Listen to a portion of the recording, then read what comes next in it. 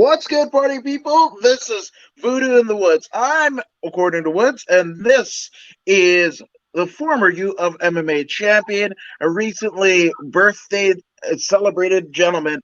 He is the one, the only, Murder Maximus. What's up, my man? How you doing? Doing good. Doing How good. about how about the reversal of fortune, man? On this particular card, man. This Cody Garbrandt versus Font, not Vegas 27. Lots of shocking outcomes, don't you think? Lots of Lots of shocking outcomes, but that's one of the reasons why I love the sport. You never know. This is Forrest Gump AF, right? Where you laughing like a box of chocolates, you never know what you're going to get. You Like, never that's know what what you're this gonna damn get. card was. Yeah, yeah. You never know what you're gonna get, man. Straight up. But But wasn't it Tony Braxton that was like, you never know, you never know, you never know, you never know. Not never, never. Never forget. Never forget. Never forget. But yeah, man. So UFC Vegas 27 happened last night as we're kind of taping the show here, and yeah, man, it was. I mean, I thought there might be a lot more finish. Oh God! Apparently, allergies finished my sentence. Apparently, but yeah, I thought there was going to be a lot more finishes. I don't know why. I just, the cards that don't necessarily have, names on them, right? Recognizable names that like those filthy casuals that we also know and love. You would think like, oh, this is a chance for them to show out and what have you. And we didn't exactly get that in some cases, but in other cases we did. Just yeah, saying. yeah, yeah. Sometimes, man, the opponent says, "What? You guys don't think I can do this? Well, why don't I go out there and show you?" Like the Carla Esparza situation. But we will get back. We will get to that in due Yeah. time. But I'm really impressed with this Damir Ismagulov in that first fight against Rafael Alves. He went in there, man, and he let it be known. He dominated all rounds. Excellent striking, excellent wrestling, excellent jiu-jitsu defense. He was just on point, man. 23-1. The guy continues to climb. Yeah, no, 100%. But before we get to that, obviously we had Damir Ismagulov winning a unanimous decision over Rafael Alves. Alves falling to 19-10. And Damir, as we kind of predicted, would keep his near undefeated streak. What did you think about this one? He went out there and he put tips on his opponent. Uh, he's a new breed, man. He's a new breed. There's a certain athlete that's coming out these days, and they're coming equipped with that hybrid, that wrestling slash jujitsu hybrid. You can't just go in there with just pure wrestling or pure jujitsu anymore. It has to be. If you want to be complete, it has to be a combination. And with that combination, you do what Damir did. You know, he was able to keep the fight where he's most comfortable, which was striking, and he did that. He threw both feet, both hands, and he was just flawless. Yeah, no, he was Damir, there, and everywhere. Zen. So big win for Damir. Then we had the first finish of the night. We had David Dvorak against Juan Camilo Ronderos, which say that 3 times fast, and I'll give you a nickel. A nickel. Maybe a Canadian nickel, but a nickel nonetheless.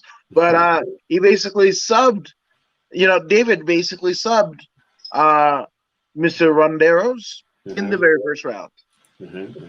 Yeah, coming into this particular match, Juan Camilo was undefeated at 4-0, and he was pretty confident. But then he got in there with David Dvorak, someone who was taller, longer, able to maintain that distance, that reach advantage, utilize it quite effectively. And at some point, he managed to take his back. With one arm, he was able to finish the rear naked choke while he trapped Juan Camille's I believe he trapped his left arm and finished the choke with his right arm. It was quite beautiful.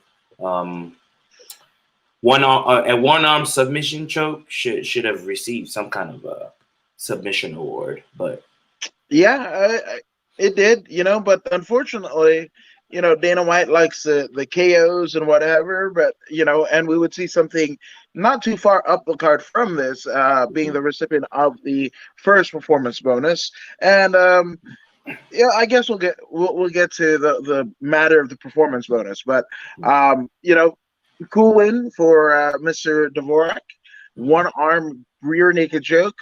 And I think the commentators, they pretty much they called it like, oh, this is like expert commentary. If you like that sort of thing, if you didn't know anything about jiu-jitsu or the move that was in play, well, they basically went through the anatomy. And if they did this, that, and whatever, and I believe it was Paul Felder and Bisping, and it was just like masterful. That's good commentary at its best, So, shout out to the commentators. yes, they're doing their homework before they come into the side of the octagon. They do good work, good research, and they're very well informed. 1,000%. But speaking of informed and doing their homework, maybe Josh Kulibao knew about this show and knew that we were picking him to lose because he had a weird run in the UFC. Obviously only lost one fight, but he didn't look astute for the UFC, right? At least in our eyes. And we picked the Chinese gentleman to win, unanimous decision. And Kulubao was like, no. He did a Matumbo on us. I was like, no, I'm going to get that unanimous. I'm going to get the win. And the way that you said my opponent was going to win. That's flex mode 1,000,000%. That's right. Shay Lian Nurdan Biek came in there and he immediately tried to utilize his wrestling. But unfortunately for him, Joshua was quite ready for that. His sprawls were on point. When he was pressed against the fence, he was well sprawled out against the fence with his legs split. He couldn't be taken down. And when he did get down, he hopped right back up, putting a lot of pressure on his opponent, making his opponent overwork to get every takedown that he got. Josh remaining relaxed. When he was loose, he let those hands go, those 1-2s. He maintains the distance between them, He was a better striker, clearly you could see, as Shay Lian kept overthrowing the shots. He wasn't popping the shots, and that made the difference, Every time he overthrew a shot, Joshua was striking with 2 to 3 hit combinations, and this was what won him the match, He stayed ahead of the game in regards to touches, strikes against his opponent, and that sprawl was on point. He did a phenomenal job. I would like to see him in there against someone who is a decent striker. Then we can really get the best out of Josh. But it seems Josh has found something. So I look forward to seeing him perform in the future. No, as do I. So cool win for Kulibao. I like that. Now the recipient of the first fight of the night, or performance bonus of the night, goes to Bruno Silva over his first round KO in the very first minute of the fight over Victor Rodriguez. Now, it's funny because the last UFC, we had Tony Ferguson essentially up, the $50,000 bonus up to 25. 25 more, upping it to $75,000 total. But apparently that was a thing of just one night. That was a one-night provision, right? And the guys who fought and were recipient of such things, Christos Iagos, one of them, man, amazing, right? But it goes right back to 50, and the first recipient is Bruno Silva. That's right. Bruno Silva, after his match, he held up a sign, which is good, This is what the American audience like to see. You might not be able to speak English very well, but you came prepared. You brought a sign that said what you wanted. $75K. Why not? Why not try? If you didn't try, then you'll never know if it would have been a yes or a no. but it turned out to be a no. You know, it was still a 50, but hey, at least you tried, right? And Yeah. his attempt to connect with the audience is a plus. Bruno Silva went in there and he let Victor Rodriguez know that, hey man, I'm not just a ground fighter. I got these hands. And if you don't believe me, you come get these hands. And he gave those hands to him. You know what I mean? With that right cross KO, man, to the ground and pound. It was a beautiful work of art. As soon as he touched his chin, I knew it was over. Yep. Yeah, man. So, again, Bruno Silva going back to Brazil, presumably with an extra $50,000. Not a bad minute's work, right? Not a bad minute's work. Not bad at all. Not bad at all. Yes, but showing that old dudes rule, right? A tenured veterans, and we would have two back-to-back instances of this. But the first being Court McGee. I think we pretty much read Court's last rights off. Former Ultimate Fighter champion, right? And winner, right? And he had this deal where he was dang near not a 50-50 record, but 25% loss record, right? Going into this one. And Claudio Silva looked to be the younger, more capable, opponent. Court McGee having, health issues, and I believe there was an accident. Almost similar to Sean Strickland, right? Where off for a long sabbatical and then coming back and just running through. Court McGee looked like Court McGee of 2015. Yes. My performance of the night goes to Court McGee. He thoroughly impressed me with his performance. Not only did he impress me with his performance, but his preparation was quite clear. Because when you take a look at his back, you see how shredded his upper back is. That area is not very easy to acquire in the manner that his back looked. You have to work really, really hard to get your back to look like that. And I can tell from the shred on his upper back, he was putting in some major work at the performance center. Major work at the performance center. His cardio, I totally forgot about his cardio. Well, it was a simple strategy. Let Claudio Silva bring all the smoke, right? And then snuff him out when he gets into deep water. Dip him in the ocean. And that's what Court McGee did. Claudio tried to get the takedown, but Court, he's a former wrestler in college or high school or whatever it was. He's, all that sprawl was second to none. He just shut down his opponent. All the strikes. I mean, his opponent, he threw some pretty good strikes, but he is not a crisp striker, right? However, he's a black belt in jiu-jitsu, but his black belt meant nothing when he was in there with Court McGee. Just like we always talk about, a very good wrestler with a basic understanding of the submission game, air choke, blood choke, joint manipulation, will be able to shut down any black belt. And especially when you can hit him, he'll quickly turn to a brown belt. You hit him again, purple, and so on. So it's a double-edged sword, by the way. We will see later on what can also happen with wrestlers, but we're not there yet. So Court McGee, excellent performance. Keep doing what you're doing. Very, very proud to watch you win in the manner that you did. Even though I picked against you, still proud to see you win in the manner that you did. 100%. There's a hell of a lot of gas still in that tank, and apparently gas is at a premium. So shout out to Court McGee. That's right. Now again, old school is cool. All right, we had Chris Barnett.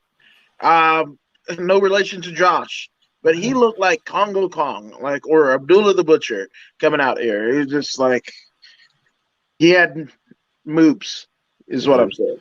And I kind of felt I can't remember how I picked this one, but I kind of felt like Rothwell's grappling would be the deciding factor, and it was. And I probably said different. I probably said Chris Barnett is probably going to knock Rothwell's block off or whatever. I'm wrong. I'm totally wrong. Ben Rothwell gets it done. Second round, guillotine choke.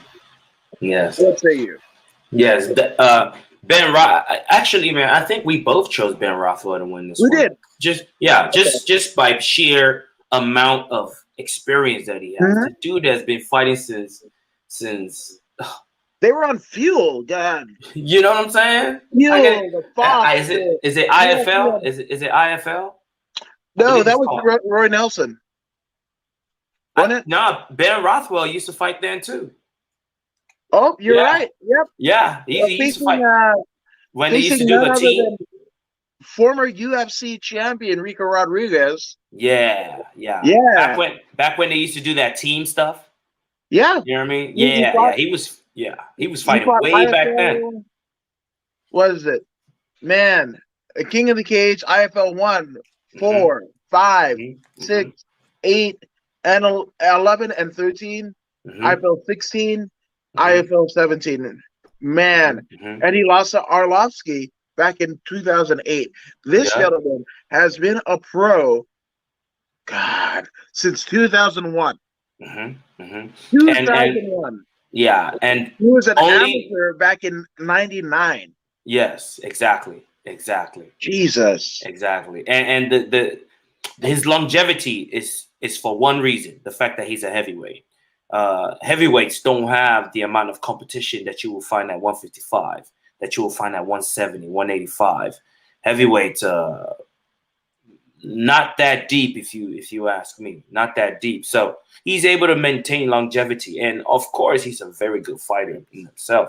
I mean, at 39, almost 40 fights and 13 losses, that's an impressive record, man. Especially if you look at how dangerous his ascent has been. The people that he's fought, some of the most dangerous heavyweights ever, and he's still here, and guillotine choke, man. You Yeah. know, he drew Chris Barnett into deep waters. Chris couldn't hit him because those straight shots were snappy and they were hurting him. He tried to throw overhand loops, then the uppercut started coming, and it was just a bad matchup. Even though Chris took this fight on short notice, so did Ben Rothwell. You know, Yep. and experience sufficed in this particular matchup. Shout out to Ben Rothwell, man. Very good win for him. No, 100%. 100%. Now, another big kind of win, Jack Hermanson, the Joker, Mhm, right? mhm, Bested Edmund Golden Boy Shabazian.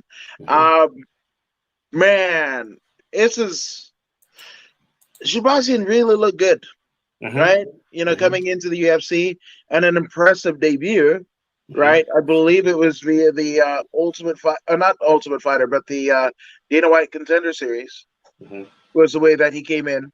Um, what was his first one? No, yeah, wait.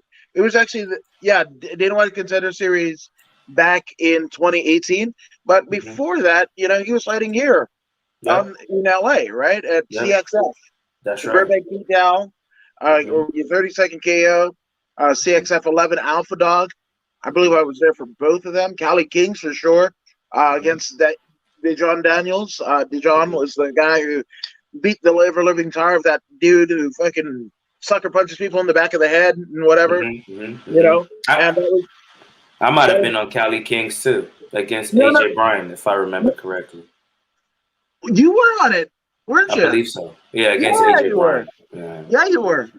Yeah. Yeah, you were on Good that one times. with Good times. the my favorite fight of all time. Jalen Turner, Richard Leroy. Yeah, man. What a sick fight, man. Them them two dudes really put it on the line that day, man. It was Yeah, ridiculous. and again, you guys can check that out for literally like $15 on Fight FITE TV, and come holla at me. Like, let me know what you think. I think it's the Mhm. greatest fight, definitely the greatest fight that I've seen live. Um, yeah, I mean, the place was electric. Lucky enough to be there at UFC 209 with oh God, what's his name? Darren Elkins versus Merced Bektik, and Mhm. because Bektik was beating the shit out of Elkins, Mhm. and he fucking guts it out and KOs Bektik. Yeah. Fucking crazy deal, and the roar Mhm. of the crowd at T-Mobile and all that. But it it falls like just a short two, just because it was a smaller venue with Richard Mm-hmm. Leroy and Mm-hmm. Jalen Turner. Yeah, sick, so sick. What Yeah, a memorable night! It was a memorable night, memorable fight.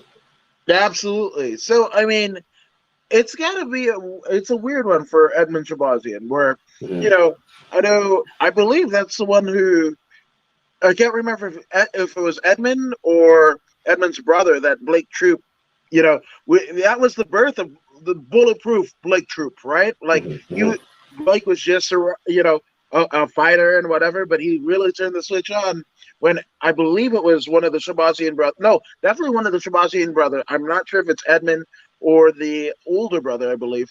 But he basically turned the roast, kind of knob just all the way to 172, and Mm-hmm. now we've got Blake Bulletproof Troop, right? Mm-hmm. So I say all that to say that Edmund Shabazian was one of looking like a blue chip prospect, and I'm not saying he's Mm-hmm. not anymore, but some of the Mm-hmm. luster of the Golden Boy has come off just a bit.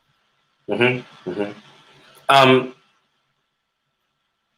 Shabazian, the Golden Boy, is a victim of his own success. The kid has got tremendous potential. Tremendous potential. He came in the UFC and he was polarizing, he turned through people with split decisions and one punch knockouts, rear naked choke. He was looking very balanced, very early. He went in there and left head kick Brad Tavares. So when Yeah, he's coming in here and he's beating a gatekeeper immediately, I mean, why not throw him to a Derek Bronson, right?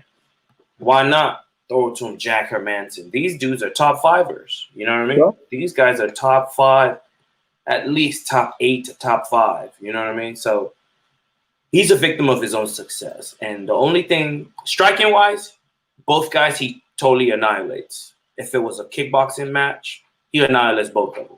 However, this is mixed martial art, and these guys are well versed on the ground. And this is why he has lost the 2 matches that he has lost. Striking wise, he can strike with damn near anybody in the UFC at that weight class. You know what I mean? He can strike with damn near anybody, if not the better. He is a striking. How do you call those prodigy? I would yeah. give him that. I would give him he's a striking part because he was lighting up Hermanson yesterday, lighting him up like a Christmas tree.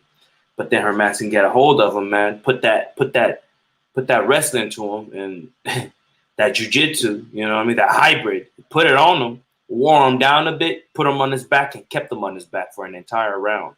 That whole 3rd round. So these veterans know how to win. And once a young man learns how to win, he's gonna be tough to beat in that division. He is on his way to a title. And I see title championship in his future.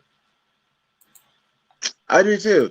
I do too. I just, we've seen, obviously Ronda being, striking partner of a young Edmund Shabazian. Mm-hmm. Some other Armenian fighters like obviously Kara Parisian and what have you. So much, luster, and really the prides of their culture, their community, all throughout the Los Angeles Valley, from Mm-hmm. where you are to where I am, like Mm-hmm. Chatsworth to Glendale, but Mm-hmm.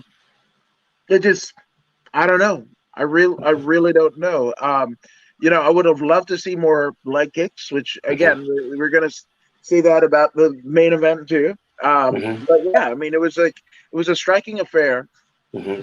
I know Edmund Shabazian's like grappling is just like I kind of wondered a little bit, like was it just Hermanson's, and he's had some stellar submissions in his own right, but Mm-hmm. was it the culpability of Hermanson's jiu-jitsu that nullified Edmund, or he wasn't just feeling it? Because there was times he literally looked like a fish out of water.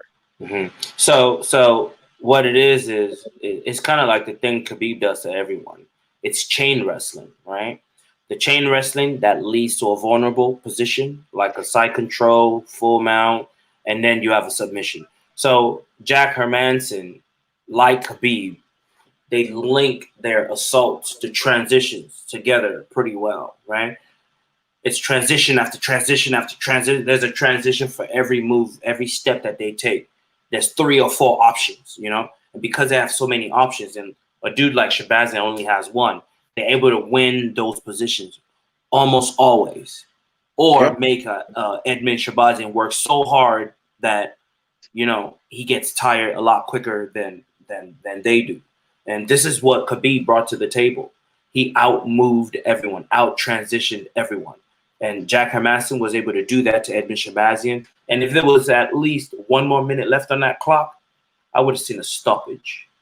You know what I mean? He was headed for stoppage. As you can see, Hermanson got that full mount that last 10 seconds, and it was raining out shots that not even 1 minute, another 20 seconds, and he would have got the stoppage.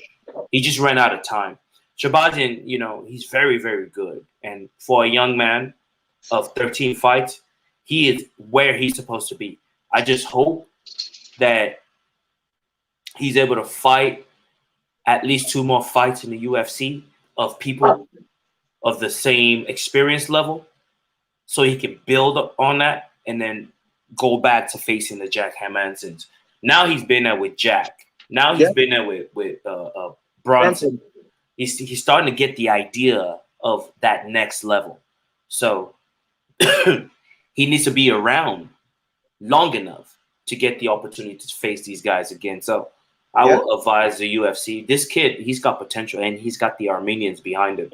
The Armenians are loyal to their fighters. So if you want that Armenian money, build this kid a little bit more. Give him some balance. Well, I wouldn't call it balance, favorable matches. Favorable matches. That's the word I'm looking for. Give him a couple of favorable matches. Let him show his heart against someone of his level, and then watch him win, because he will beat people with 13 fights. He will beat those guys. He will beat those guys. The problem is, he's so good that his level rivals that of someone who is 22-6, and then he ends up losing by lack of experience. But with more fights, he will rise and he will dominate. Yeah. But this is anybody that was counting Jack Hermanson out. He was just like, nope, no, nothing. Too much experience. Too much experience. So, it's cool to see what Hermanson will end up doing. I think at 185, the title picture looks interesting, but I would say that he's put himself in the mix for sure. Most definitely, and maybe with another win, another convincing win, he'll get a title shot. No, 1,000%. One can only hope, but we have this one is funny, right? Because we had Ricardo. It's not Ricardo. It's Ricardo Ramos, right? And then there was like this weird, it wasn't.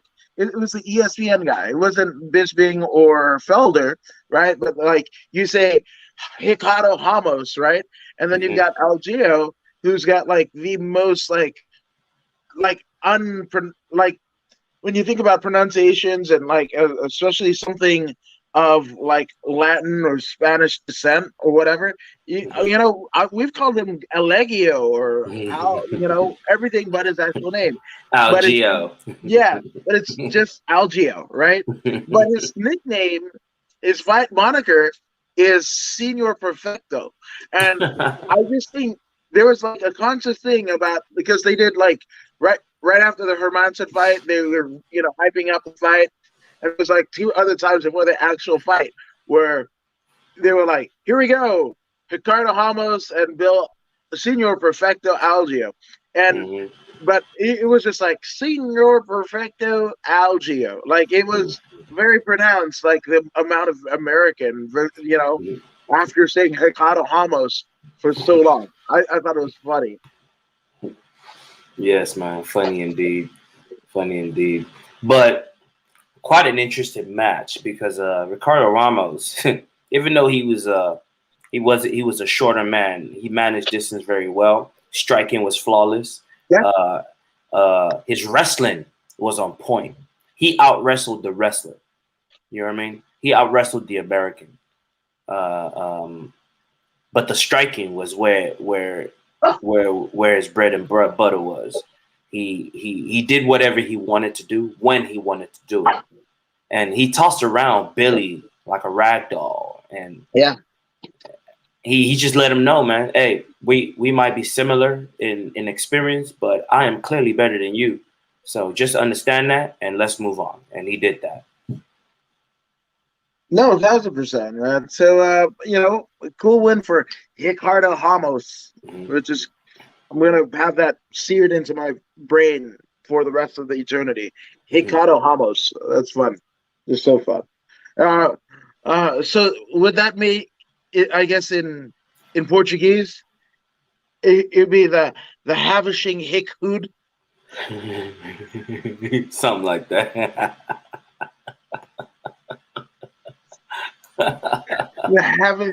The Havishing Hick Hood. So good. Imagine if he was from Brazil.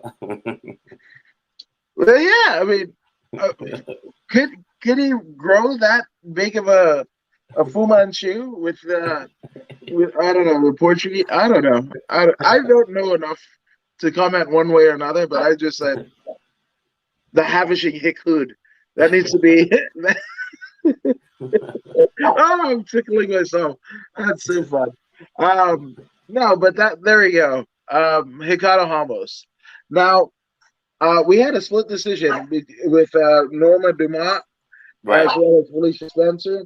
Mm-hmm. Felicia, thought she lost that. I mean, thought she won that fight, right? Like, she kind of pleaded for like a half second, and then she's like, "I'm going to be a good sport about it and whatever." But like, it was this half second where she was like, "The fuck!"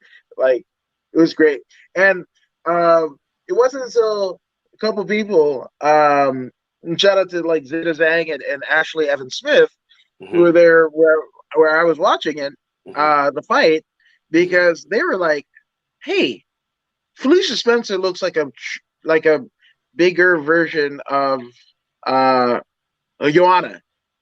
and I was like, "That's all I could see was Joanna." Jędrzejczyk, huh? Yeah, Joan Jędrzejczyk. She looks like Joanna. Yeah, Very same similar. bone structure, especially in the nose region. Yeah. So, I mean, did you agree with the judges this time? A split decision for Norma? I agreed, man. I agreed because Norma Dumont proved to be the stronger, tougher of the two. Felicia might be slightly crisp in delivery of shots, shot selection, execution of shots. She's a little bit crisper, but when they met in the middle and they banged horns, Norma was stronger. Norma pushed her back more with her striking. She wasn't afraid. She pushed the issue, kept Felicia on her heels. When it went to the ground, was dominant on the ground. It was a close match, and I respect the split decision, but I actually believe the better fighter won. Okay, so you would have had it as a unanimous. I think split decision works because Felicia, it was very, very close. I agree with the split decision. Even though I chose Felicia to win this one, I'm not mad at Norma winning. Now, to beat Norma Dumont, it's quite simple. You got to find someone who can kick head, middle, and low. If you can find someone like that, it's an easy win. Felicia Spencer wasn't able to do that. I believe the legs will beat Norma. Yeah, but and as we saw in her, title contention against one Amanda Nunes, you literally have to kill Felicia to get a decision. And I mean, not a decision, but a KO, to finish her. Right? She eked out a decision, and she was getting the tar beat out of her, just the ever living shit out of her, and found a way to at least get the decision and not yet the satisfaction of having Amanda Nunes, the current champ, basically decimator. So, much respect to Felicia Spencer, much respect to Norma. This was a really, really good fight. It was. It was. I totally agree. Totally. Very close, exciting fight. Absolutely. Kind of at the edge of your seat, so to speak. I agree. Yeah. No, so, I mean, we had a heavyweight contest, Jared Vanderaa against Justin Tafa. Now, Vanderaa, they say that he's from California. He must be from NorCal because, like, I don't know that I've seen him in the the SoCal scene. Yeah, he's from out there where Reyes is from, that area. Who's from? Dominic Reyes. He's from out that way. Oh, okay. So high desert. Yes. Okay, that makes sense. Yes. Yeah, because his only fights, here in California were actually at Smash Global. Where you competed. So that's crazy. Yeah. So it was also Smash Global, Africa, South Africa. He was there. Beat Ruan Potts, who had a cup of coffee in the big time, so to speak, in the UFC. Former EFC heavyweight champion coming over. But wait, okay, he's a Team Quest Stan Henderson guy. Yeah, Stan Henderson. Yeah, okay. That's the name I was looking for. That makes sense. That's high desert, right? I mean, Temecula would be, what is it, Riverside County? Wouldn't it? Okay.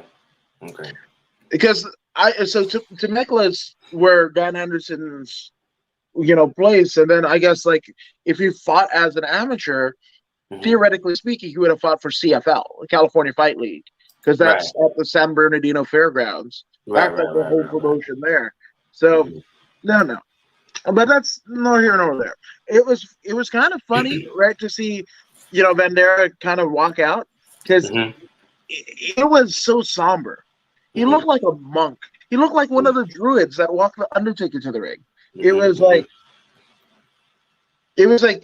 there's no music and there was this like the slow kind of. It looked like a procession. It looked like somebody was gonna die, which my goodness, if you're cut, and we had Austin Vanderford in Bellator the night before on Friday night get a crazy cut. He was talking to John McCarthy and like literally blood was gushing out of his head as he's speaking, right?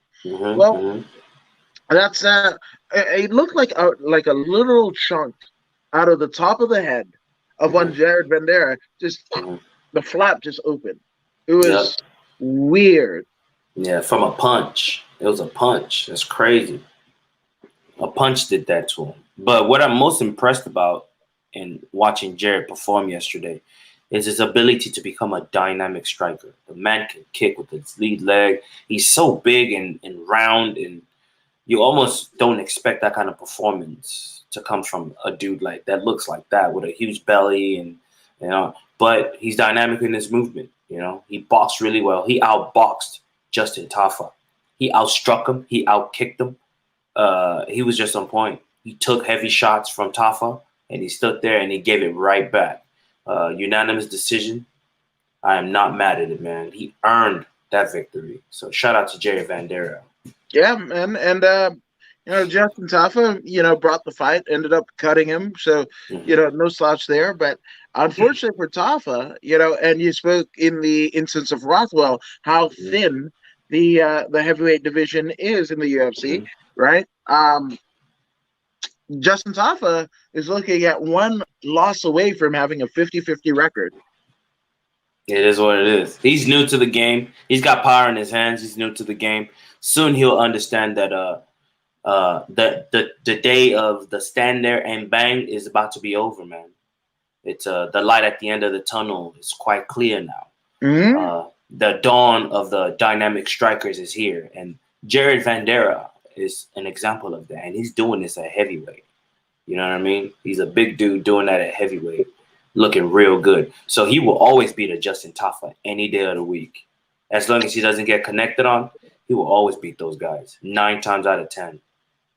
No, 100%. But after that heavyweight fight, we have the main events of the evening. We have Jan Xiaonan Mm-hmm. against former UFC and Invicta inaugural strawweight champion Carlos Esparza. You don't get to be the first twice, and she does it both in Invicta, first champion there, first champion in the UFC. Mm-hmm. Uh, and the Cookie Monster was all about everything. We Mm-hmm. talked about Vandera's, cut. Man, the elbow that she landed on, elbow to the ground that she landed on Yan, Mm-hmm. it turned Yan into Swiss meat, Swiss cheese, Swiss Mm-hmm. army knife. I don't know what the Mm-hmm. hell. It Something was silly. it was beautiful, beautiful. Jiao Nan Yan should have known better. Even though we picked her to win, I picked her to win. She should have known better. You know what I mean? Carla Esparza might be small, but she's a world class wrestler. I mean, how could you not take that into account? It was a serious mistake on her part. Um, if I was her, I would have dedicated the entire camp, 100% of that camp, To wrestling. to wrestling alone. There's Carla can't do anything else to her. Not striking, not on the feet. It's not gonna happen. So for that matter, I would have dedicated the entire time on wrestling defense, keeping the thing on my feet, understanding the timing, the striking, the double leg. You know what I mean? Double leg defense, single leg defense. You know how to drop the hit and sprawl out. I would spend the entire time doing that. But you know, I don't know what she thought was going to happen. I mean, Carla Esparza is a wrestler. A Mm-hmm. wrestler, she's like a Khabib, a wrestler that does MMA. That's what Carla is improving her striking. Not to say she can't strike, but 10 times out of 10, if the opportunity arises, she will use her wrestling because that is her bread and butter. She will use her wrestling if you allow her to. And this girl allowed it to happen. The entire first round, 5 minutes, gave you an opportunity to realize, okay, she's going to be wrestling heavy, wrestling dominant. Why are you still pressing her in the second round? She took you right back down. Now you're slightly tired because when you fight 5 minutes and then your opponent is on top of you for 5 minutes, that does something to your mind. It does something to your mind. And then she came back and she wasn't. I don't know what kind of instruction shit that she was receiving in that one. Like the feet should have been moving, man. She should have been sticking and moving. Like Biggie said, stick and move, stick and move. She wasn't sticking and moving. She got taken right back down to the ground, eventually crucifixed, and an elbow to oblivion. I mean, what I mean, I expect nothing less from Carla Esparza.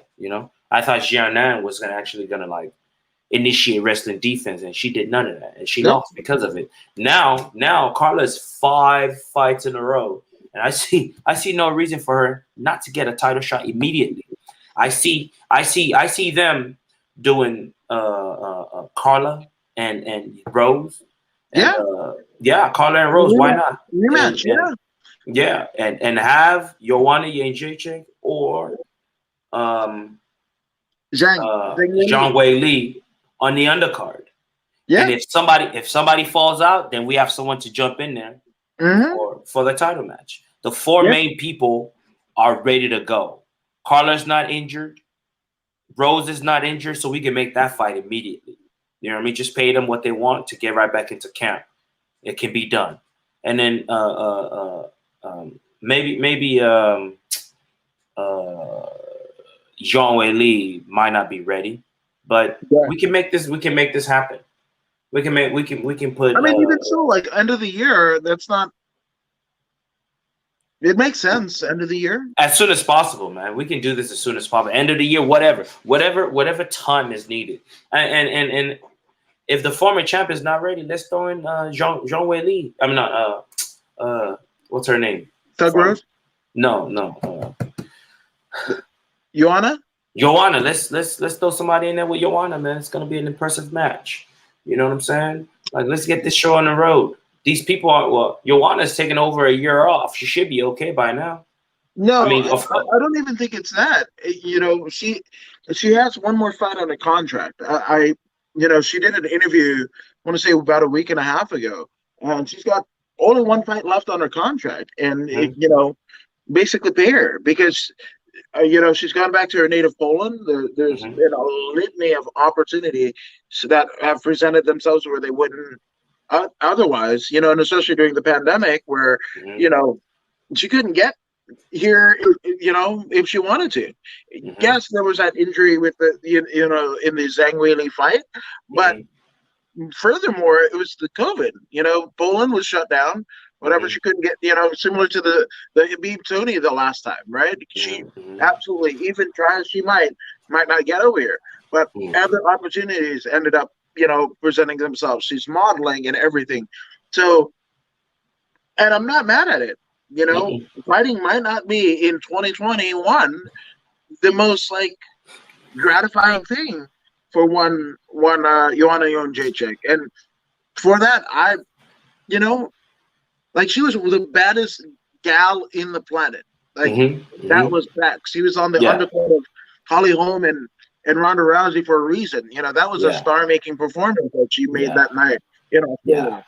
So And she has nothing to prove to anyone. yeah, she's got nothing to prove, man. Finish out Most that title fight. defenses. Most Yeah, title defenses. So it bring is it. what it is. But then she wants to get paid for sure. Like paid well for that first. I don't think they would come in with a 6-figure offer, and pay for the travel and all that jazz to only have her fight kind of a tomato can, right? So Mhm. Mhm. um, I think that's kind of where it is. Her contractual status is. So you might have to move on. You know,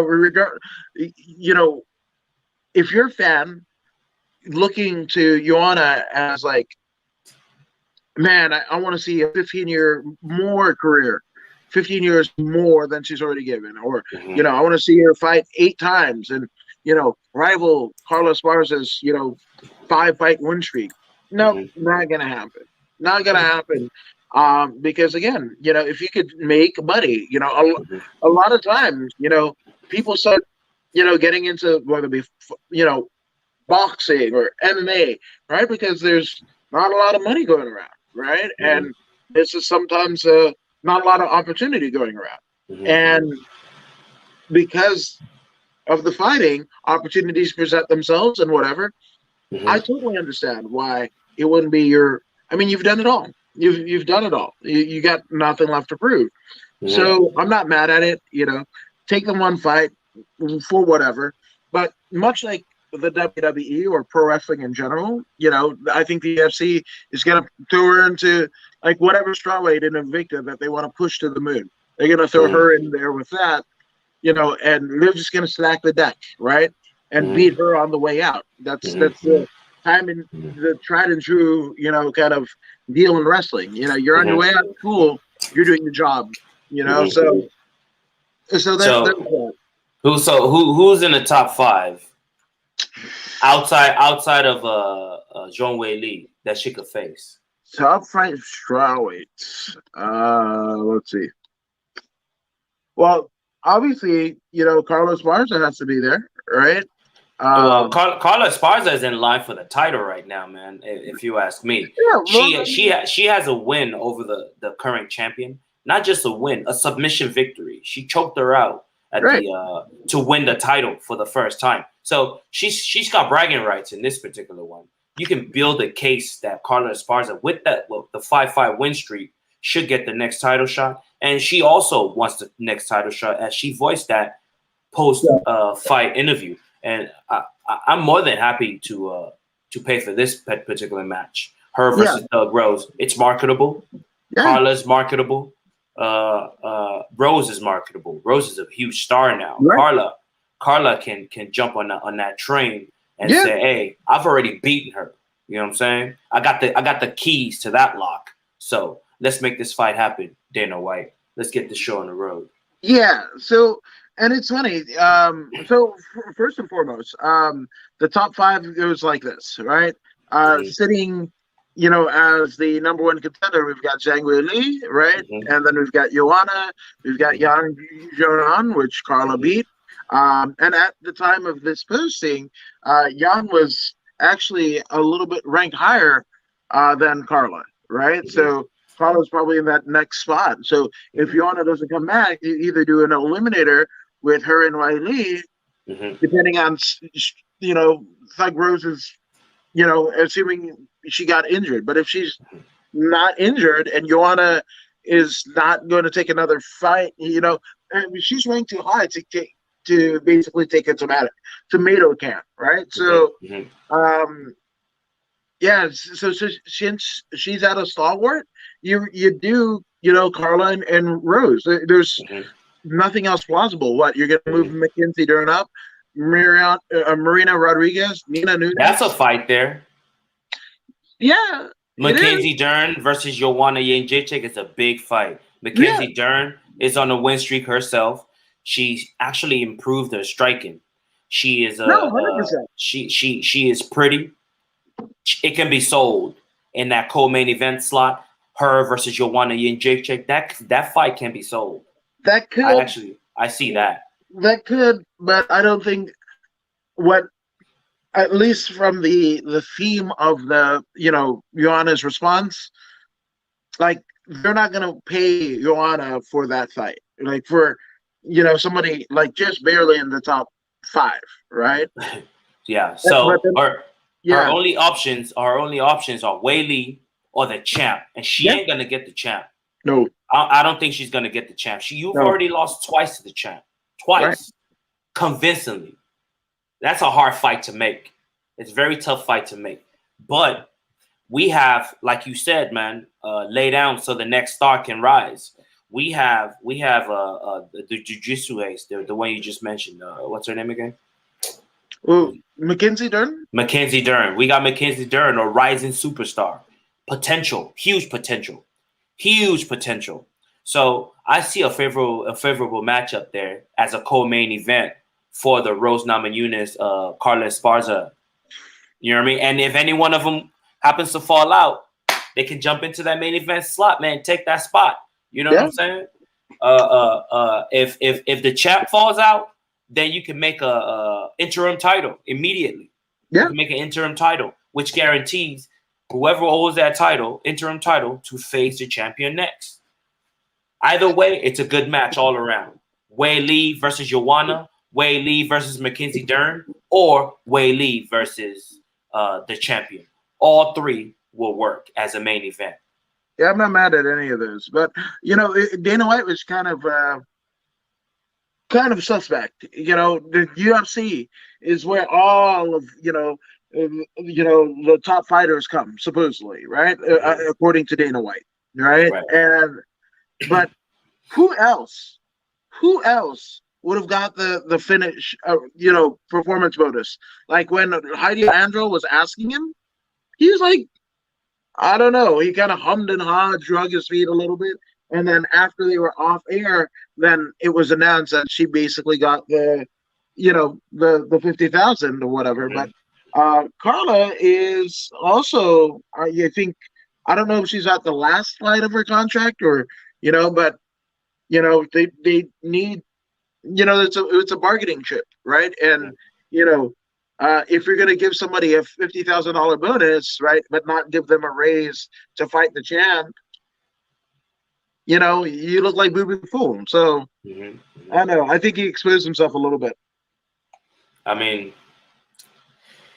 technically, everyone did sign a contract. Everyone did sign a contract, so it is what it is. The contract says, 5 fights or 6 fights or whatever at this rate, and you signed it. So if your 4th or your 3rd or your 5th fight ends up being against a champion, you do have a contract. It is up to Dana White's discretion to give you more money or not. Yeah. It's up to him. This is where you, as a fighter, your platform will encourage Dana White to give you more money. If you're out there and you're outspoken, you know what I mean? You're outspoken. Your platform is growing. You're making contact with the audience. The audience, their reaction to you is what's going to change Dana White's mind. If you're out there and you're doing what you're supposed to do in the ring, collecting them W's, and you get on that mic after the fight, and you're showing Dana that you can get a reaction out of the audience. If you can evoke a response, guess what? He's going to be more than happy to pay you, because he's paying for something that not everyone is capable of doing. You know what I mean? Maybe everyone can be capable of becoming a champion, as in good fighting skills, but not everyone got mic skills. You know what I mean? You really have to put time and effort into developing mic skills, right? It's not just training in a gym. You know what I mean? It's being able to stand in front of an audience and being comfortable in front of an audience, and not only stand in front of it and be comfortable, being able to bounce like Stone Cold Steve Austin. What? Yeah, what? You know what I mean? And they will also say, this is what is missing in mixed martial arts, in the UFC, in MMA. You know what I mean? You got to talk to the audience and get them to respond to you immediately. The ones that are able to do this are the ones that are most successful. It's that simple. It's that simple. Yes, it's sports entertainment and blah, blah, blah. Hey, man, do you want to get paid? Asses in seats. Asses in seats, man. This is what your promoter is looking for. Are you getting butts in seats? This is what the promoter cares about. Who's gonna sell my tickets? George Bajmajian, man. That's what he says. Like from CXF, GJB, George Bajmajian. Hey, man. Hey, how many tickets can you sell? I can understand. The guy for I forget his name. Carlos for King of the Cage. King of the Cage. Carlos. I forget his last name. You know what I mean? Hey, how many tickets can you sell? You know what I mean? This is when I first understood. You know what I mean? Like what you need to be successful. Carlos, he told you straight up. How many tickets you think you're gonna be able to push? It's a business. You know what I mean? It's a business, and people need to understand this.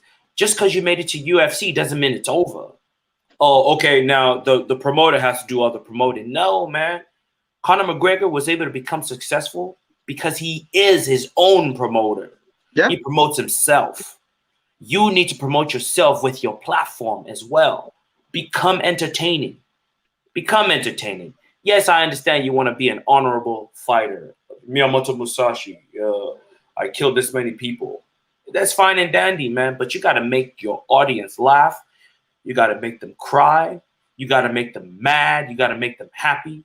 You got to make them you got to make them react. And if you cannot make them react, don't ask me for more money because you're fighting for the championship. It does not matter. Anyone can fight for the championship, as John Jones is finding out right now. You know what I'm saying? Hey, man, anyone can fight for the championship, right? Anyone can do that. It's all about how we push you, right? But if you come in this pushing yourself already, you know what I mean? It's hard to say no. Like if Conor McGregor says, I don't want to fight Dustin Poirier anymore. Give me Justin Gaethje. I want him replaced. Guess what's going to happen? He's going to get replaced. Why? Because the guy puts butts in seats. Even though Dustin Poirier has been setting up, he turned down the championship match against Oliveira so he can have that red panty night. If Conor says, I don't want to fight this dude anymore, he ain't going to fight him. He's got the money not to fight anyone that he doesn't want to fight. If he wants to cancel that, he can cancel that. It is what it is. This is the power of self-promotion. Learn to promote yourself. Learn to understand and connect with the audience and immortality. If you watch that movie, Gladiator, this is the same thing. It's the same thing. Once the gladiator, Russell Crowe's character, realized that, shit, if I can talk to the audience, I don't need to listen to Caesar. Forget Caesar. I am the man. And this is what McGregor realized. He became the man. Just like the Russell Crowe character became the man. You know what I mean? Is this not why you are here? You know what I mean? Am I not entertaining? Are you not entertained? Is this not why you are here? He connected with the audience. And in turn, the audience gave him everything he needed to become a gladiator Caesar in his own right. He was as powerful as Caesar in his own right in Rome. You know what I mean? So people need to understand this, and the sooner they understand, especially all the young fighters like the Shabazian and up and comers, you know what I mean? This is your ticket, man. Don't hate on McGregor. Learn from McGregor. Yeah. You know what I mean? Usman. Even Usman is learning from McGregor. He's doing it in his own way by being anti-McGregor. But if you watch everything that he's doing, he is following the McGregor blueprint to a T. Even stealing his lines. He steals his lines. And he acts like he do it. I love that, by the way. But I think if Usman comes out and he says, yeah, I stole your line. Green panty line. You're from red panty line. I stole it. What you going to do about it? What you going to do about it? Why don't you step in that cage and come see me if you got a problem with it? And if you make another line, I'm going to steal that one too. It's working, so I'm going to use it. If he came out like that, man. Guacamole panty night. You know what I'm saying? You know what I'm saying? Like he looks kind of corny. The same way. Yeah, he looks kind of corny right now. Usman, he looks kind of corny because we know where your lines are coming from. But then you trying to green panty night. Come on, bro. We know where your lines are coming from. Own it. Be like, yeah, I took it. And what? What are you gonna come do something? Sign that contract if you really want to do something. You know what I mean? Now he's got another a spot that he can run that he can run with right there. You know what I mean? Like, you want some? If you really think you bad, I'm gonna take your line. It's like taking candy from a baby. It's like jacking a kid at school at lunch for his money. Yeah, I'm the bully. What's up? I'm gonna bully you, McGregor. You know what I mean? If he came out like that and be like, yeah, I took your line. What and what? And what? Do something. Like McGregor was, do something about it. Do something. You'll do nothing. Steal that line too. You'll do nothing, McGregor. I'm stealing all your line. I'm taking all of it. You know what I mean? Why reinvent the wheel? I'm taking all of it. And what you're going to do about it? You'll do nothing. Nothing. And if you want to do something, sign that contract. Marty Usman. Marty fucking Usman. That guy. Good. I'm good. Like I said, I could pick him fighting. Can I listen to him on an interview? Fuck no, man. Exactly. And hey, look, man. See, that's what he's missing right there. See, he's missing that. He's able to irritate you, which is evoking a response. He needs to understand that, hey, man, he's not good at having people love him, but he is good at irritating. Understand that and run with it. That's cool. Run with the irritation. Irritate more people. And I turn off the fucking channel. Hey, but fight night, you will want to see him lose. Fight night, you will want to see him lose. Oh, I turn off the fucking channel. I watch it on YouTube. Like 30 minutes after. I'm good. I'm not saying he's not a great fighter. He's not my cup of tea. And for everybody that loves him, amazing. He might be, what he's doing for his daughter, amazing. The fact that he wrapped the UFC title around his dad. I don't know, like his dad didn't give a shit really. It was just like, oh, this is about like totally no sold what his son did. Like if your dad fucking no sells your accomplishments, then the fuck me. Come on, man. So again, that's the thing. You could be like Cejudo, right? Cejudo, cringe king, right? Mm-hmm. But he's trying to draw like good heat, right? Mm-hmm. Make me pay to see you lose. Mm-hmm. He's got go away heat. Like Usman is in Colby Covington territory with me, on the opposite end of the spectrum. Like I'm good. Usman, there's something there, man. There's something there. He just has to find a way to utilize it to his advantage. But he's got something there. If he can make you feel like to want to turn off the What? TV, How old if is he can make you, he's like 33 or so, 33, 34. I mean, I guess. If he I can don't. make you want to turn the TV, he should figure out a way to make you want to leave the TV on and watch him get beat down. But then he ends up winning anyway, which is gonna piss you off even more, just like Mayweather did. It doesn't. He needs to Like, figure something out. it doesn't piss me like off. It just does. I don't care. I don't fucking care. Same thing with Colby. Tony Ferguson's getting there with me. You know, I don't get it. You know, and again, maybe it's not for me. Like it's you know, that's so lit. You know, that's why I don't like fucking. There's millions of people that like the fucking tattoo face rappers that snitch and shit like that. You know, fuck, man. Like, I grew up. You know, first time I came to Inglewood, wore a fucking Sonic the Hedgehog shirt. They snatched my ass back outside. I was like, "You're gonna get shot," because we lived on fucking free in Regent. We're in blood territory. So, just saying, like, you know, two dogs fucking on the side of the road. There's a bunch of people that are gonna watch the you know, the Floyd Mayweather and the whatever Paul brother or whatever the fuck, yeah. But it's just like, you know, it's funny, right? Because like back in like ECW and the fucking thumbtacks and shit like that, FMW, exploding death matches, people are like, oh, it's, you know, overblown. It's like, you know, it's too much, right? Now we have legitimate athletes, the YouTube stars, and it's the same thing. It's not as gruesome visually as a fucking exploding death match that actually explodes in fucking Kenny Omega. But, you know, like, I don't know, man. But if you like it, cool. Sport needs more money. More shit for us to talk about. The name of the game is evoking emotion, man. Shape it. He's got to shape it like a potter. You know what I mean? He's got the mold. He's got the mold. He's got the ability to win in the ring. He's been undefeated in the UFC. You know what I mean? He's got something to work with. He's got the blob of clay on that spinning thing, like the movie with Patrick Swayze. You know what I mean? Now he's no, the one he was really famous for with Demi Moore. Ghost. Yeah, he's got that thing, man, and all he has to do is shape it now, man. He's got to shape it. You know what I mean? He's got to shape it. He's not doing that. I don't see it.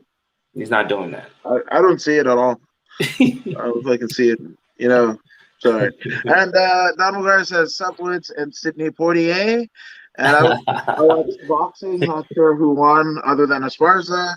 And Voodoo's new name is Marty McGregor. Marty for Usman. Yeah. Hey man, that's what Marty needs to do. Hey, that's what he needs to do. He needs to become Marty McGregor. Peter. Yeah, it'd be like Peter something. Peter Sinertia, which is Taz's real name. Hey, I'll take that Sidney Poitier too. Most definitely, I'll take that one. That's an excellent comparison, Mr.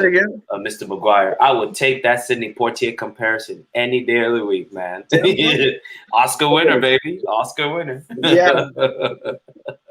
Somebody that won't be an Oscar, even beat like Oscar De La Hoya, is fucking Kamaru Usman.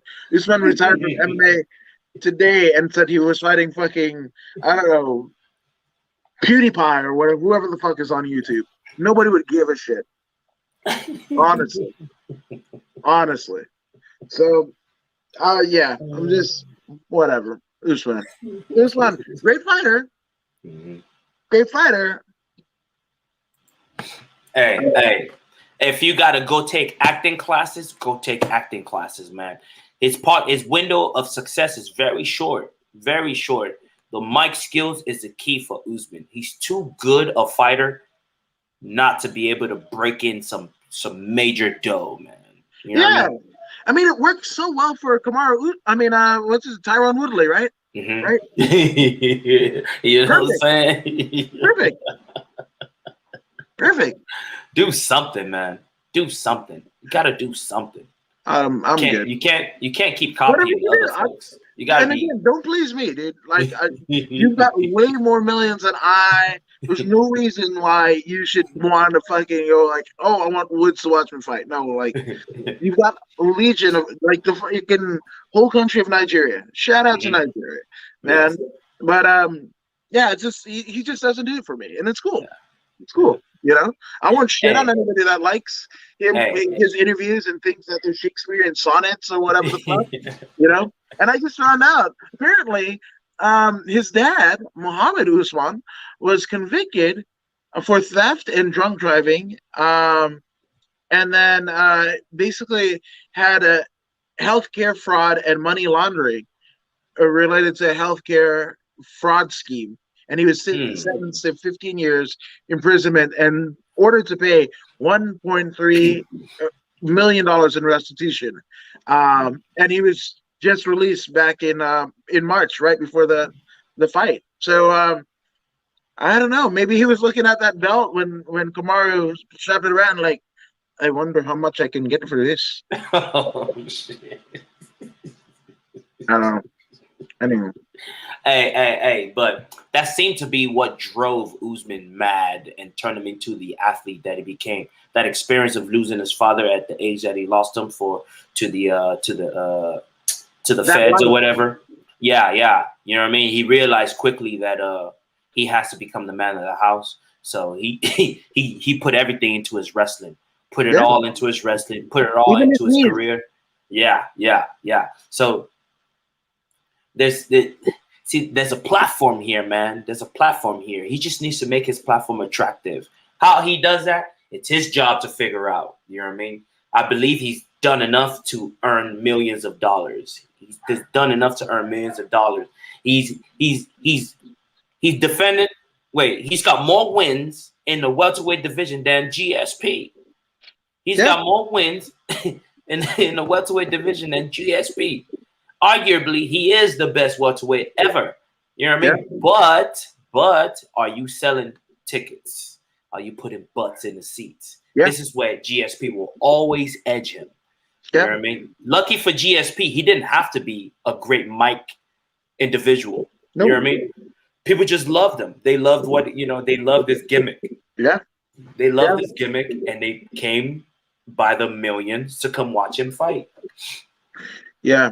No, 100%. Woodley wants to fight one of the Paul brothers. Only one winning in my mind is Paul brothers. Yeah, if it's a 2-on-1, of course. You know, both guys versus Woodley. I mean, I don't know, like a lumberjack match without the zombies. I don't fucking know. But yeah, like I, I I don't. don't know if Woodley will be able to stand with those kids, man. It's different. It's different I when you don't can't think that grapple. he could keep them up enough. Woodley's another one. I Just don't know if he can box them. cringy. Like just you know, yeah. Yeah. I just see Woodley going for that overhand right over and over and over and over. I I'm good don't on see that. him boxing technically. I'm It's a different world, man. I'm a It's a fight different fan. world. I'm good. I'm totally good. I never want to see fucking Woodley fight again. Ever. And I've said that since UFC 209. That was what, like fucking almost 5 years ago? Like, if my kind of disdain for Woodley fighting or waning interest in Woodley fighting was a kid, that kid would be in fucking kindergarten. And that's how long I've been consistent with my not wanting to see Woodley again. Yeah, man. I can see where you're coming from, man. Woodley just life got too busy, man. Life got too busy. He's got kids. I tell fighters all the time, which is gonna lead to our next segment. When you have kids,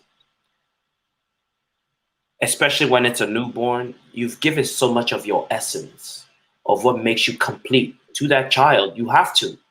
It's like the way your heart beats without you telling it to beat. When you have a baby, man, you have to give some of yourself to that baby so the baby can have a platform to build upon. Sure. You know what I mean? You know what I mean? And that's what we see here with Cody Garbrandt. Everyone, even Tyron Woodley, man, it's a huge stress on the mind You know what I mean? When you have no children and you go out there and you fight free with no regrets. With you know what I mean? But then when you have children, you consider tapping. You know what I mean? Because if you don't tap and you're stretched out and you don't tap, your arm breaks. Who's gonna feed your kids while Yeah. you're waiting a year to recover? Who's gonna feed your kids? You know what I Yeah. mean? People consider tapping because of the kid. But if you have no kids, you can, you know what, man, break my arm. You know what I mean? That's an edge. That's an edge that fighters have. But once you have a kid, that goes away, man. And when that goes away, you tend to lose more. You know what I mean? You tend to lose more. And the time that you need to become that savage, that assassin, it's cut in half. It's cut in half. You have to share that with your child now. If you don't want to be a deadbeat, you know what I mean? If you don't want to be a deadbeat, you have to share that time with the child. And which is another reason I don't get a chance to get up in there anymore, man. Like even before getting on here, I had to take the kids to speed training. You know, they occupy your life. You know what I mean? You have to sacrifice your life so they can prosper. It is the ultimate sacrifice. You know what I mean? Unless you want to be a deadbeat, only a deadbeat will not appear to their kids' game, not take them to practice. You know, it is what it is, man. It is what it is. You got to be super selfish. I mean, when we watch pro wrestling, man, we talk about Nature Boy Ric Flair and these other boys, man. They sacrifice their family so the family can eat, pretty much. You know what I mean? You're either gonna be a deadbeat dad to get that bag, or you're gonna be there in the child's life and not get the bag. You better have another option. You know what I mean? It's Yeah. hard to be a top 5 fighter and have children. It's very tough. It's very, very tough. No, 100%. And the Paul brothers, marketing gurus, Woodley is at the body shop trying to resurrect his career. Mm. He's got too But many it's not. kids. He's got too many kids. He's got too many things on his table, and he still has to train to be a top of the line fighter. Something's got to give. Something's got to give. You know, again, what happened to all of those, opportunities when he, and I get it, like he wanted more money, which is the echoes the sentiment of the current day, Mm-hmm. John Jones and everything like that. But Mm-hmm. like, be engaging, give something, to justify that money, right? That they're giving you. You can't rely on your athletic, acumen in stuff that is entertainment, right? Rulon Godler, right? You Olympian, right? Like Olympian. Mm-hmm. Was he a movie star? Mm-hmm. He ended up having one of his fucking toes amputated, Mm-hmm. if not all of them, right? But he, just being an athlete, focusing on wrestling and what Mm-hmm. have you. And does he have? I don't even. I'm not. He might have passed away, so I don't mean to speak ill of the dead, or he might be still alive. But if he's still He's alive, alive. okay, He's alive with a win over what's that Russian? That terrifying Russian. That terrifying with the okay, Curlin or something like that. Well, he's got to win over that guy, and he's got a gold medal. But is this gold medal feeding him right now? You know what I mean? These titles, man, they're illusions. They're illusions. They're illusions. I understand trying to be the best. I get it. I get it. But man, secure your security first, and that's the ends, man. Get your money first, and if it's gonna be the title that gets you to the money, then so be it. But if there's an opportunity that you have the skill to gather funds before the belt, gather your funds, man. yeah, Secure that bag, man. Get that money, man. Get that money because you don't know, man, what shot's gonna be that end you in this fighting. You never know what shot. I mean, just the other day I was scrolling through Instagram and I seen this dude. He threw a shot. I believe it was some kind of hook, and then the other guy did the rolling thunder. Man, he rolled forward, striking his opponent with the heel on the face. Imagine the damage to the brain with a shot like that. You know what I mean? That dude will never be the same again, man. With a heel to the head like that, it's like getting hit with a hammer to the head. He'll never be the same again. You might not see right now the effects of that damage, but give him a couple of years, man, and you'll start to see him slur his speech, and then you wonder why. It was that one shot, man, to the brain. It's a dangerous sport, man. This is why I say forget that title, get that money, man. You're in this for the money, man. Forget people looking at you and, hey, man, he is the best in the world. The best in the world doesn't feed your family, boys. The best in the world doesn't feed your family. It only feeds your ego. It feeds your ego. That's all it feeds. While you're hungry, you know what I mean? And then you're going to be 10, 15 years from now, you know what I mean? You're going to be Gary Goodrich, broke. And I'm not trying to diss anyone. These people aren't paid is all I'm trying to say. They're not paid. They're not paid. They entertained us so much because they're going for the title. They want that title shot, blah. Man, get that money. Find a way to get that money. Find a way. It's your job to find a way to get that money. Yep. Titles will come and go, man. But that money, man, you only have one shot at getting that money. One shot. Same way you have a one shot at getting the title as well. But if I have to choose, I choose that money, man. Because I got to feed my kids straight up. No, 1,000%, man. So, hope it all works. So I'm not watching. So there you go. And one thing that I watched was the main event of the evening. We had Rob Font, sounds like an MMA name generator, and he beat the former UFC bantamweight champion, Cody No Love Garbrandt. It just looked like Cody couldn't fucking get it done. He was. Hey, look, let me tell you about Cody, man. Cody's very easy to figure out. You just have to be a disciplined individual. You know what I mean? If you can be disciplined and weather the storm, Cody will fall to his knees right before you. And that's what happened against this Rob Font. Rob Font is a classical boxer. You know what I mean? Rob Font can lace up some boots and get in a boxing ring and keep up with your full-time boxer. He can keep up with your full-time boxer. Now, Cody Garbrandt is a power puncher with a lot of speed, but he is not a student of the sweet science of boxing. And it just so happens that using his hands is his primary choice of weapon. As you can see, during the fight, he took Font down, but then he didn't know what to do with him. He took him down, but he didn't know what to do because he doesn't fight on the ground. Cody Garbrandt doesn't fight on the ground. And if he doesn't fight on the ground, that means he's not a complete mixed martial artist. Yes, he's knocked out a bunch of people in his time, right? But when you study him, you know what to expect. And it's going to be blitz. He likes to blitz. 5-hit combinations, 6-hit combinations. He's got the stamina to do stuff like that. But after either during his attack, same time attack, or counterattack, that is the Achilles heel of a Cody Garbrandt. When I'm attacking at the same time he's attacking, which is that jab sticking him, as soon as he dreams of even coming forward, take them jabs, keep him back, right? Or when he's done throwing his barrage of punches, hit him with your combinations as a counter. And this is what was happening the entire 25 minutes. Cody got some takedowns because Font was like, you know what, go ahead and take me down. I think I'm good enough on the ground to defend against your takedown. And when it happened, he got taken down. He went down. But then he controlled one of Cody's hands. Cody couldn't, you know what I mean? Couldn't keep him down. So he was able to stand back up. See, that's the anti-wrestling right there. You know what I mean? That's the anti-wrestling. Yes. To fight against a wrestler, you have to be able to scramble as much as he does.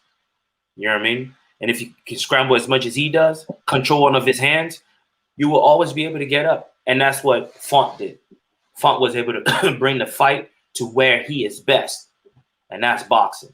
And boy, did Font box, man. He looked really, really, really good, man. Throwing them shots, especially the jab, man. I tell my kids, my students that I train, that I teach Taekwondo to, everything starts from the jab. Everything you do starts from the jab. Initiate the jab immediately. The jab will allow you to understand your punching range and your kicking range from the jab alone. The jab sets everything up. This is why we get so mad at Chris Weidman for just initiating the kick, but that broke his leg. Instead of setting it up with a jab, he just threw a kick. No, you don't do that. That's disrespect to you. That's disrespect to your opponent and the Shaolin Temple. Wow, Shaolin. The Shaolin Temple. You know what I mean? So Cody Garbrandt, he did his best, but he also showed you that he never evolved. He did kick more. I will give him that. He did kick more.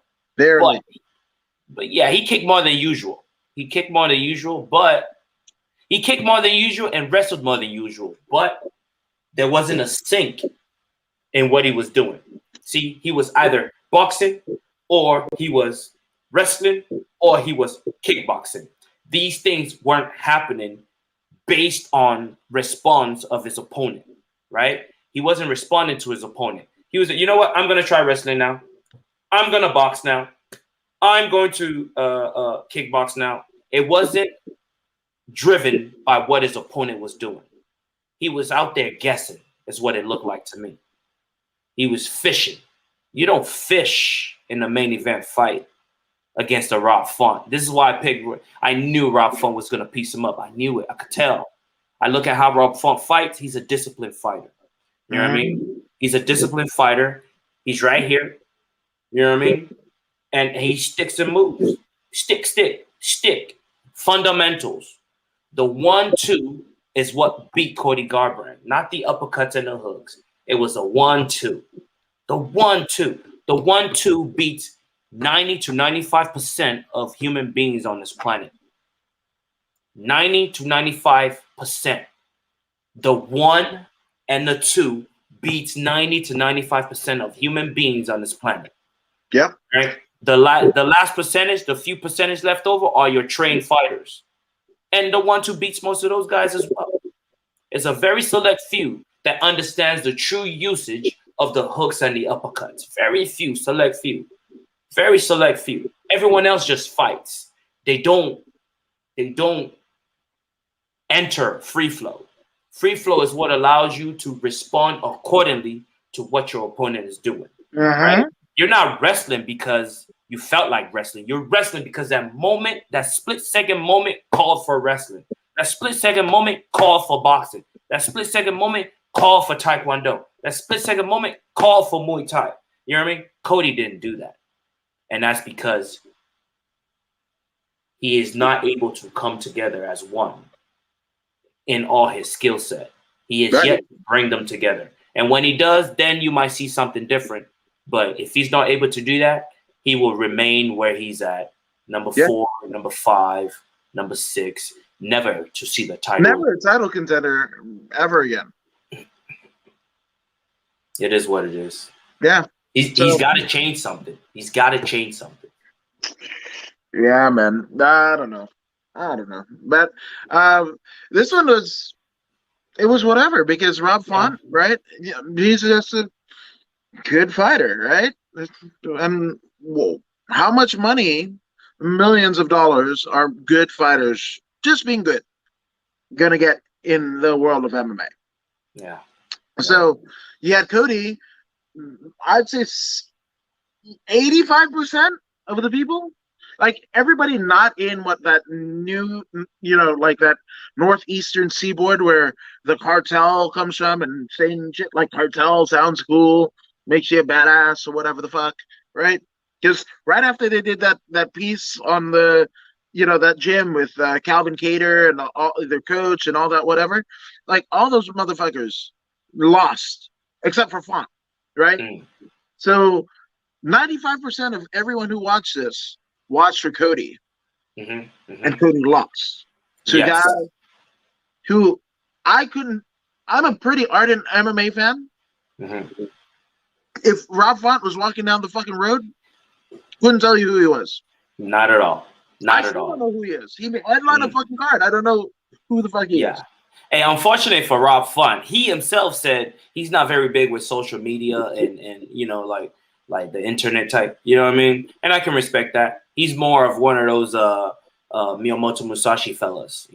I'm fighting to be the best, and I want to hold a title. He's one of those guys. Fucking job then, like do like Stipe, right? Be a fucking firefighter or whatever the fuck, man. Like This isn't your career, right? You're proving Dana White true. And this is an opportunity, not a job, right? But then you're fucking over every generation of fighters after you. So good luck, fucking ass. Yeah, I mean, hey, look. You're a martial artist. You're a martial artist that's gonna fuck over the potential, earnings of every fighter that comes after you, including some of your teammates. Yeah. See, they don't understand this. See, someone has to teach this, though. Someone has to teach this. What's that fella that Mr. McGuire loves so much? Cross.